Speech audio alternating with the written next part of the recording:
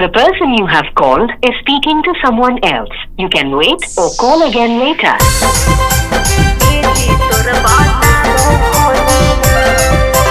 आपने जिस व्यक्ति को कॉल किया है वह अभी दूसरी कॉल पे व्यस्त है। कृपया प्रतीक्षा करें या कुछ समय बाद कॉल करें। नहीं करो ही मैं से जावा फोटो मोर कर जावा भूल गेली तू सोना नहीं करो ही मैं से जावा फोटो मोर कर जावा भूल गेली तू सोना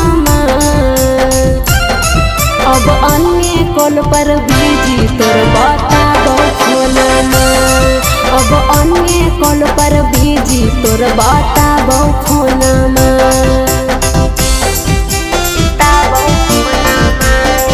आप जिस व्यक्ति को कॉल कर रही है वह उत्तर नहीं दे रही है।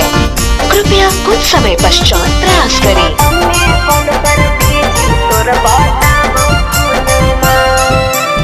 फोनमा नहीं उठाबो ही जानू हमर ना बरावा चिन्ह के रतियों में नहीं करो ही सोना नहीं जानू दिन के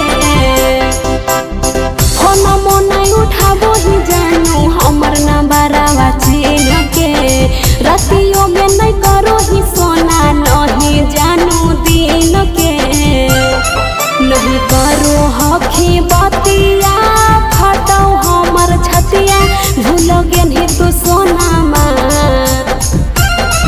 अब अन्य कॉल पर बिजी तोर बताबो फोनमा अब अन्य कॉल पर बिजी तोर बताबो फोनमा आपने जिस व्यक्ति को कॉल किया है वह अभी दूसरी कॉल पे व्यस्त है। कृपया प्रतीक्षा करें या कुछ समय बाद कॉल करें।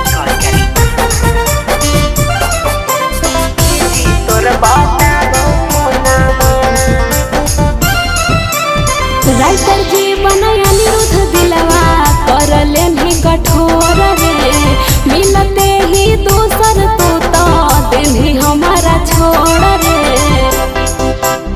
राइटर जीवन अनिरुद्ध दिलवा कर लेनी कठोर रे मिलते ही दूसर तो दिल हमारा छोड़ रे धराई के आदतिया करो ही नहीं बतिया भूल गेली तू सोना